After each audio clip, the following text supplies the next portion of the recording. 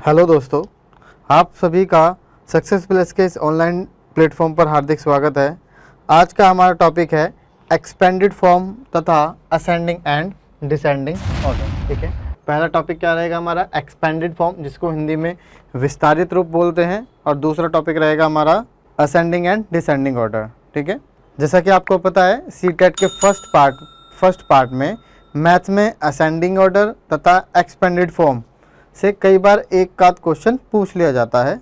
तो आज हम इन्हीं दो टॉपिक को समझेंगे तथा सीटेट में पूछे गए क्वेश्चंस को सॉल्व करेंगे। ठीक है, तो सबसे पहले हम क्या देखेंगे, एक्सपेंडेड फॉर्म।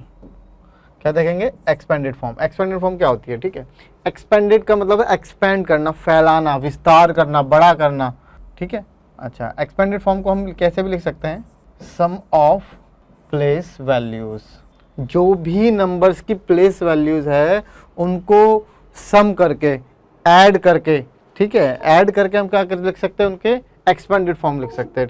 सम प्लस या ऐड, उनको ऐड करके क्या लिख सकते हैं हम, उनकी एक्सपेंडेड फॉर्म लिख सकते हैं। जैसे मैं कोई नंबर लिखता हूँ 439, मैंने लिखा 439। अगर मुझे इसकी एक्सपेंडेड फॉर्म लिखनी है तो मैं क्या करूँगा, सबसे पहले इस 4 की प्लेस वैल्यू लिखूँगा। इसकी 4 की प्लेस वैल्यू क्या होगी, 4, उसके बाद 2 0 है तो इस तरीके से लिख दीजिए, या 4 किस प्लेस पे, 100 प्लेस पे है तो 4 × 100 400। 3 की प्लेस वैल्यू क्या होगी, ये 4 की प्लेस वैल्यू हो गई, ये 3 की प्लेस वैल्यू हो जाएगी, क्या हो जाएगा 3 की यहाँ पे 30 हो जाएगी, और 9 की प्लेस वैल्यू +9। तो ये क्या होगा हमारा 439 जो लिखा है, इसमें मैंने लिखा 400 + 30 + 9, यही क्या होगा इसकी एक्सपेंडेड फॉर्म हो गई। यही क्या होगा इसकी एक्सपेंडेड फॉर्म हो गई। ठीक है, इन्हीं एक्सपेंडेड फॉर्म से आपके एग्जाम में कई बार क्वेश्चंस पूछा जाते हैं। जैसे इसकी एक्सपेंडेड फॉर्म देखते हैं, इसकी क्या लिखेंगे। जैसे मुझे इसकी एक्सपेंडेड फॉर्म लिखनी है अगर, तो मैं क्या लिखूंगा, अगर ये क्या लिखा है मेरे पास, ये 235 है तो 2 की प्लेस वैल्यू क्या हो जाएगी, 200 + 30, 3 की 30 हो जाएगी, 5 की प्लेस वैल्यू 5 हो गई, प्लस। अब ये देखिए, आपको बताया था मैंने, जब मैंने आपको प्लेस वैल्यू बताई थी तो उसमें मैंने बताया था जो डेसिमल के बाद फर्स्ट प्लेस पे रहेगा वो क्या होता है, 10th प्लेस पे रहता है। तो इसकी प्लेस वैल्यू क्या हो जाएगी, 4/10। ये 6 की क्या हो जाएगी, 6/100। ठीक है, ये क्या हो गई, इसकी एक्सपेंडेड फॉर्म हो गई। ठीक है, एग्जाम में यहीं से क्वेश्चन पूछे जाते हैं। जैसे मान लीजिए इसी तरीके से क्वेश्चन पूछे जाते हैं। हम पिछले एग्ज़ाम में सीटेट में पूछे गए कुछ क्वेश्चन है, उनको देखते हैं। देखिए, फर्स्ट क्वेश्चन यही है। इसमें सबसे पहले तो यहाँ पर ये 10 है, 100 नहीं है, यहाँ पे 7 × 10 की पावर y, ये क्वेश्चन है। ठीक है, देखते लिखा है, इफ़ 70707 = 7 × 10 की पावर x + 7 × 10 की पावर y + 7 × 10 की पावर z। ठीक है, अब देखिए इस तरीके से लिखा हो, इसका मतलब ये एक्सपेंडेड फॉर्म में है। जैसे हमारा नंबर क्या है, 70707, इसको एक्सपेंडेड फॉर्म में लिखेंगे, इसकी प्लेस वैल्यू क्या आ जाएगी, 7 1 2 3 4। इसके बाद कितने नंबर्स हैं, 1 2 3 4 है तो 4 × 0 हो जाएगा। इसी तरीके से प्लेस वैल्यू बताई थी मैंने आपको, प्लस इस 7 के लिए अगर आप देखेंगे तो प्लेस वैल्यू क्या हो जाएगी, 700, प्लस इस 7 के लिए देखेंगे, इस 7 के ये हो गई, इस 7 के लिए ये 7 हो गई। ठीक है, अब ये किसके इक्वल है, ये जो है किसके इक्वल है, ये है 7 × 10 की पावर x, प्लस ये किसके इक्वल है, ये किसके इक्वल है, ये इक्वल है 7 × 10 की पावर y, ये किसके इक्वल है, 7 × 10 की पावर z। ठीक है, अच्छा, अब आप इसको देखेंगे 70,000 है ना, 70,000 को आप देखेंगे तो आप क्या लिख सकते हैं, 70,000 को आप कुछ इस तरीके से लिख सकते हैं कि 7 × 10 की पावर 4 लिख सकते हैं, 1 2 3 4, 4 × 0 है तो 10 की पावर 4 लिख सकते हैं, प्लस यहाँ पे 700 को आप क्या लिख सकते हैं, यहाँ पे लिख सकते हैं 7 × 10 की पावर 2, और यहाँ पे लिख सकते हैं आप 7 × 10 की पावर 0। ठीक है, 10 की पावर 0 क्यों, क्योंकि 7 को आप इस तरीके से लिख सकते हो, 7 × 1 लिख सकते हो, और 7 × 1 का मतलब 1 क्या आ जाए, किसी की भी पावर 0 होगी तो क्या आ जाएगा, 1 आ जाता है। ठीक है, तो 10 की पावर 0 को 1 लिख सकते हैं। इसीलिए यहाँ पे आप देखेंगे कि x की वैल्यू क्या हो गई 4, y की वैल्यू क्या हो गई 2, और z की वैल्यू क्या हो गई 0। ठीक है, यहाँ से हमें ये चीज़ें पता चली गई कि x किसके बराबर है, 4 के बराबर है, y किसके बराबर है, 2 के बराबर है, और z किसके बराबर है, 0 के बराबर है। ठीक है, इसमें क्वेश्चन में लिखा है where x, y and z are positive whole numbers then find the value of 2x plus 3y plus 4z। क्या आपकी वैल्यू किसकी फाइंड आउट करनी है, ये। अगर आपको पास x, y और z की वैल्यू आ गई है, आपको लास्ट में वैल्यू किसकी फाइंड आउट करनी है, वैल्यू फाइंड आउट करनी है ये 2x plus 3y plus 4z। ठीक है, किसकी वैल्यू फाइंड आउट करनी है, हमें वैल्यू फाइंड आउट करनी है 2x plus 3y plus 4z। ठीक है, 2x की वैल्यू क्या है, आपको पता है x की वैल्यू यहाँ पे क्या है 4 प्लस 3 इंटू 2, y की वैल्यू 2 है, प्लस 4 इंटू 0, क्योंकि z की वैल्यू क्या है 0। तो 4 2 से कितना हो जाएगा 8 प्लस 3 2 से क्या हुआ 6, और 0 को 4 से मल्टीप्लाई करोगे, किसी भी नंबर को अगर हम 0 से मल्टीप्लाई करेंगे तो क्या आएगा हमारा आंसर 0 आएगा। तो 8 और 6 कितना हुआ 14, तो आपका क्या आंसर आया 14। ठीक है, जो आपके ऑप्शन में सेकंड वन होगा। ठीक है, चलिए, यही हमारा एक्सपेंडेड फॉर्म से रिलेटेड क्वेश्चन था। इसी टाइप से क्वेश्चन आपसे पूछे जाते हैं। जैसे देखिए, उसी टाइप से क्वेश्चन में ये भी है कि यदि 382.509 इजिकल टू क्या रहेगा 3a plus 8b plus 2c plus 5d plus 9 upon E हो, तो आपको इसकी वैल्यू ये वैल्यू फाइंड आउट करनी है। ठीक है, सबसे पहले इसकी एक्सपेंडेड फॉर्म को, ये जो ये है 382.509, इसकी एक्सपेंडेड फॉर्म को इससे क्या करेंगे, हम कंपेयर करेंगे। कंपेयर करने के बाद जो भी वैल्यू हमारे पास a, b, c, d और e की आएगी, उस वैल्यू को इस वाले जो वैल्यू हमें फाइंड आउट करनी है इसमें पुट कर देंगे, तो क्या आ जाएगा हमारा आंसर आ जाएगा। ठीक है, जैसे लिखा हुआ है 382.509। ठीक है, 382.509, इसकी क्या करेंगे एक्सपेंडेड फॉर्म लिख लेंगे। एक्सपेंडेड फॉर्म क्या रहेगी इसकी रहेगी 3 है, तो ये क्या आ जाएगा 300।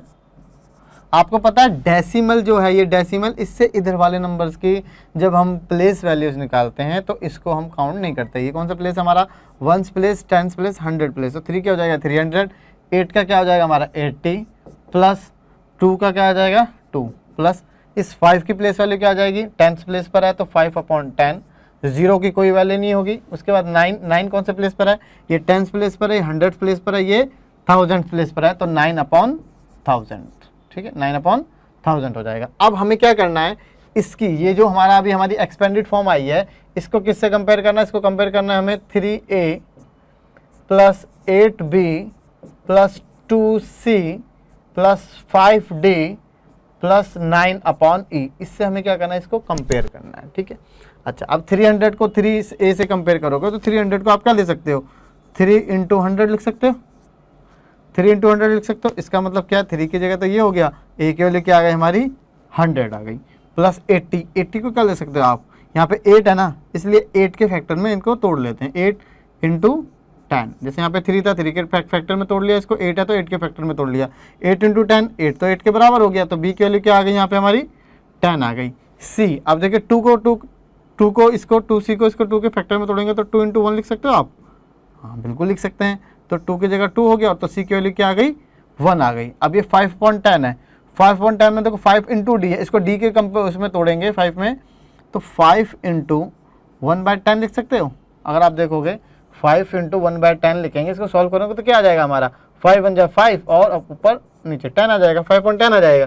ठीक है, तो 5 की जगह क्या रह गया, ये 5 हो गया, और d की वैल्यू क्या आ गई 1/10, d की वैल्यू क्या आ गई 1/10 आ गई। अब यहाँ पे देखिए e क्या आ जाएगा, देखिए 9 तो 9 रह गया, ये बिल्कुल ये वाला, तो e क्या आ जाएगा हमारा 1000, तो e की वैल्यू क्या आ गई 1000। इट मीन्स a की वैल्यू क्या आ गई आपके पास, a हो गया आपके पास 100, b हो गया आपके पास 10, c हो गया आपके पास 1, d हो गया आपके पास 1/10 और e हो गया आपके पास 1000।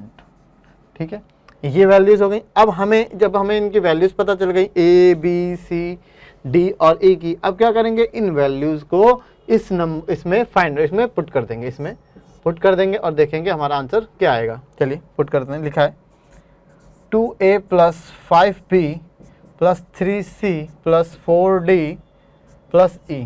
ठीक है, 2a तो 2 × 100 हो जाएगा क्योंकि a की वैल्यू 100 है, प्लस 5b, b × 10 हो जाएगा, प्लस 3c, c की वैल्यू 1 है तो 1 हो जाएगी, प्लस 4d, 4 × 1/10 हो जाएगा, प्लस e कितना है हमारा, ये हमारा 1000। ठीक है, अब देखिए 2 को 100 से मल्टीप्लाई करो कितना जाएगा ये 200 प्लस 5 को 10 से करोगे तो 50, 3 को 1 से करोगे तो 3, 4 को 1/10 से करोगे तो 4/10 क्या जाएगा हमारा यहाँ 4/10 हो जाएगा प्लस ये 1000। ठीक है, अभी देखिए 1000 ये 200 ये 1200 हो गया प्लस 50 1250 प्लस 3 तो ये हो गया हमारा 1253 डैश 4/10 है ना, ये 4/10 है, 4/10 का क्या जाएगा ये 10th प्लेस पे आ जाएगा। तो हमारा करेक्ट आंसर क्या आ गया 1253.4 1253.4 तो ये हो जाएगा क्या हमारा करेक्ट आंसर। ठीक है, इस ऑप्शन का आंसर क्या आ जाएगा हमारा डी हो जाएगा।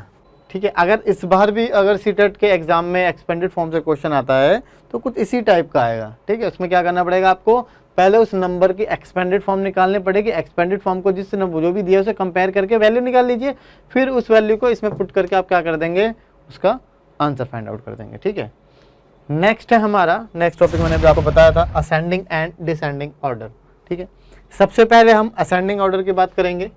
ठीक है, क्या असेंडिंग ऑर्डर, ठीक है, जिसको इंक्रीजिंग ऑर्डर भी बोला जाता है, इंक्रीज मतलब बढ़ना।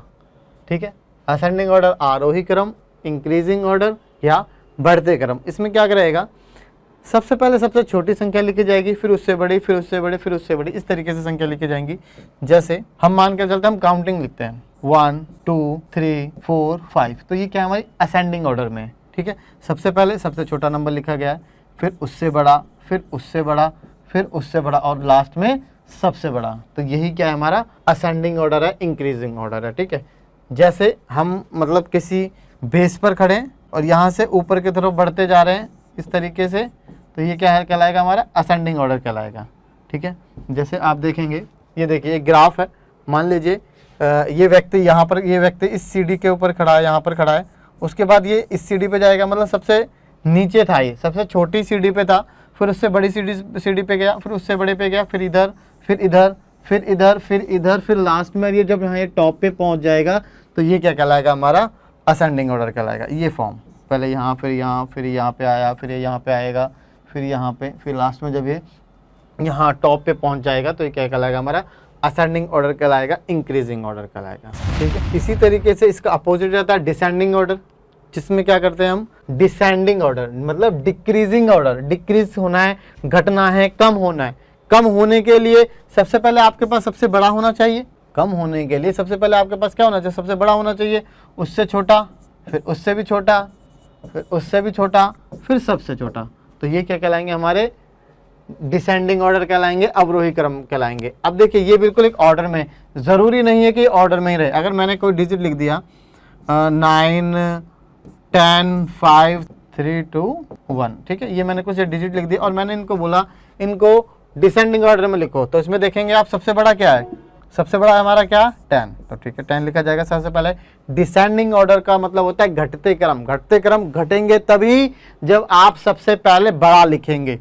ठीक है, तो सबसे पहले हमने सबसे बड़ा लिख दिया 10, उसके बाद घटते क्रम उससे छोटा क्या है 9, उससे छोटा क्या है 5, फिर क्या है 3, फिर क्या है 2, फिर क्या है 1। ठीक है, यही कहलाएंगे हमारे डिसेंडिंग ऑर्डर। ठीक है, 10 9 5 3 2 2 के बाद में लास्ट में क्या जाएगा, ये क्या हो गया हमारे डिसेंडिंग ऑर्डर हो गए। ठीक है, दो चीज़ों की बात करी हमने, असेंडिंग ऑर्डर और डिसेंडिंग ऑर्डर। असेंडिंग ऑर्डर जहाँ पे सबसे छोटे से सबसे ऊपर जाना हो असेंडिंग ऑर्डर, और डिसेंडिंग ऑर्डर जहाँ आप मान लीजिए टॉप पे खड़े हुए हैं यहाँ पर, और यहाँ से आप पहले इस सीढ़ी पे आएंगे, फिर यहाँ से यहाँ आएंगे, फिर यहाँ से यहाँ, फिर ये क्रम जो हमारा रहेगा, ये क्रम हमारा क्या रहेगा, ये रहेगा हमारा डिसेंडिंग ऑर्डर। ठीक है, जब हम सीढ़ियों पर ऊपर की तरफ चढ़ते हैं, इस तरीके से ऊपर की तरफ जाएंगे तो ये होगा हमारा असेंडिंग ऑर्डर, जब हम ऊपर से नीचे की तरफ आएंगे ये होगा हमारा डिसेंडिंग ऑर्डर। ठीक है, मैं आशा करता हूँ कि आप असेंडिंग और डिसेंडिंग ऑर्डर को अच्छे से समझ गए होंगे। अब इसी से रिलेटेड कुछ क्वेश्चन है, उनको हम देखते हैं। जैसे पहला क्वेश्चन ये है, लिखा है which one is greater value between 5 crore and 5 million. 5 crore और 5 मिलियन में आपको ये बताना है कि कौन सी बड़ी वैल्यू है। ठीक है, चलिए 5 करोड़ कैसे लिखेंगे, 5 लिखा, काई दहाई 1000 10,000 10 लाख करोड़, ये हो गया हमारा 5 करोड़, और ये हो गया हमारा 5 मिलियन। ठीक है, एक लिखा है हमारे पास 5 करोड़ और दूसरा लिखा है हमारे पास 5 मिलियन। अब हमें इन दोनों की कंपैरिजन करके बतानी है कौन सी वैल्यू ग्रेटर वैल्यू है। ठीक है, अब आप देख रहे हैं कि यहाँ पे कितने जीरो है, यहाँ पे तो 6 जीरो है और यहाँ पे 7 जीरो है। ठीक है, तो करोड़ में 7 जीरो है और मिलियन में 6 जीरो है, तो कौन सा बड़ा हो गया, 5 करोड़ बड़ा हो गया। तो इसका करेक्ट ऑप्शन क्या हो जाएगा, हमारा ए ऑप्शन क्या हो जाएगा, करेक्ट हो जाएगा। ठीक है, नेक्स्ट क्वेश्चन देखते हैं। लिखा हुआ है यहाँ पे right the following 4 numbers in descending order. ठीक है, अब क्या करना है आपको, ये 4 नंबर दे रखे हैं आपको, इनको क्या करना है, आपको डिसेंडिंग ऑर्डर में लिखना है। ठीक है, डिसेंडिंग ऑर्डर में आपको सब पता ही है कि सबसे पहले आपको सबसे बड़ा नंबर लिखना पड़ेगा, फिर उससे छोटा, फिर उससे छोटा, इससे छोटा लिखना पड़ेगा। ठीक है, हम कंपैरिजन करते हैं।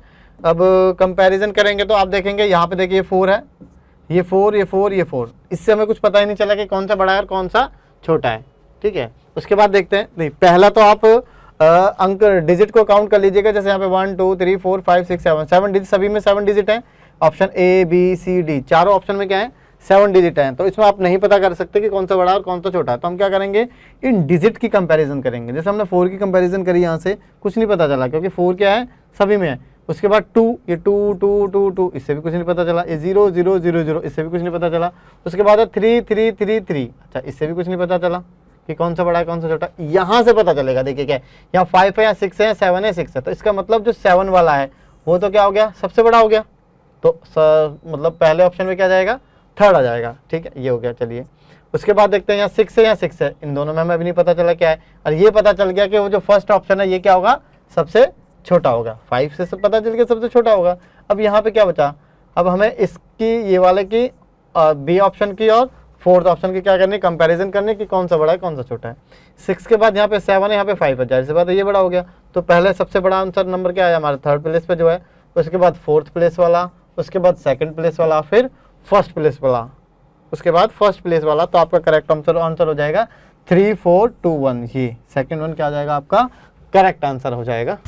नेक्स्ट क्वेश्चन लिखा है विच of the following is correct, कि कौन सा करेक्ट है। अभी हमने पिछले क्वेश्चन में भी हमने किया था, उसमें क्या था हमारा 5 करोड़ और 5 मिलियन वाला था। ठीक है, यहाँ पे 1 करोड़ और 1 मिलियन है, तो 1 करोड़ में कितने जीरो हो जाएंगे, 7 जीरो हो जाएंगे। 1 मिलियन में 6 जीरो हो जाएंगे। ठीक है, हम इनकी कंपैरिजन करेंगे तो 1 करोड़ 1 मिलियन के बराबर नहीं होगा, 1 करोड़ 20 मिलियन के बराबर नहीं होगा।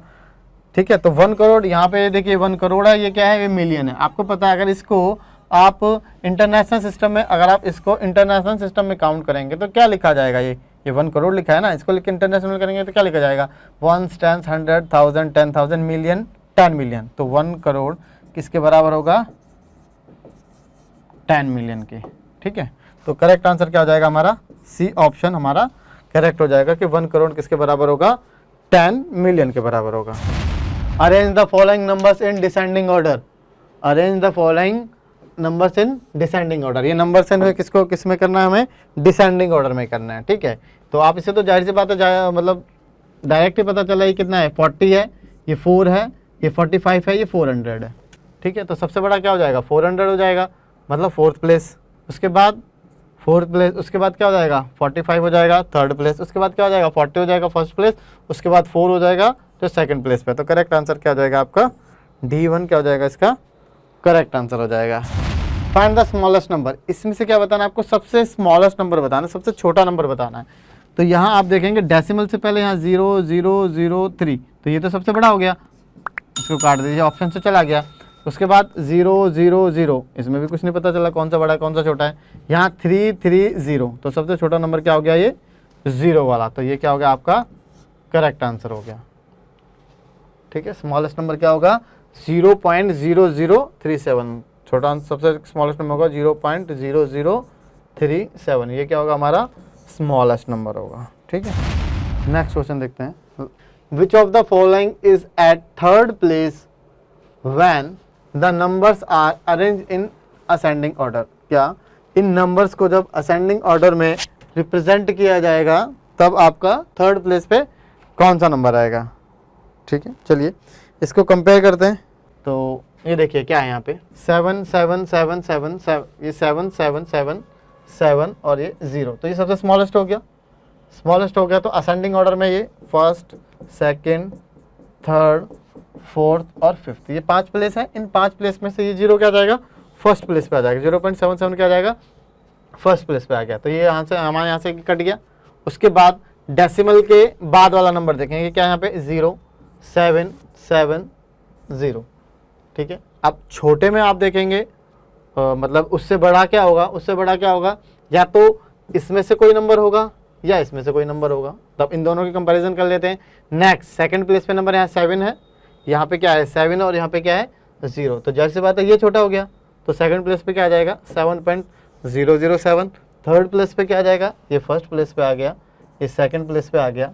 थर्ड प्लेस पे क्या आ जाएगा 7.07, और हमें थर्ड प्लेस पे बताना है कि थर्ड प्लेस पे क्या आएगा, तो करेक्ट आंसर क्या आ जाएगा हमारा 7.07। आप इसको पूरा भी कर सकते हैं, जैसे फोर्थ प्लेस पर फिफ्थ प्लेस पे क्या आएगा, यहाँ 7 है, यहाँ 7 है, कुछ नहीं पता चला, यहाँ 0 है, यहाँ 0 है, कुछ नहीं पता चला, यहाँ 7 है, यहाँ कुछ नहीं, तो क्या होगा 0 होगा, तो उससे बड़ा ये होगा, सबसे बड़ा ये होगा, तो उसके बाद क्या जाएगा 7.70, उसके बाद 7.707, तो थर्ड प्लेस पे क्या आ जाएगा हमारा 7.07, जो हमारे ऑप्शन में है सी ऑप्शन 7.07, ठीक है।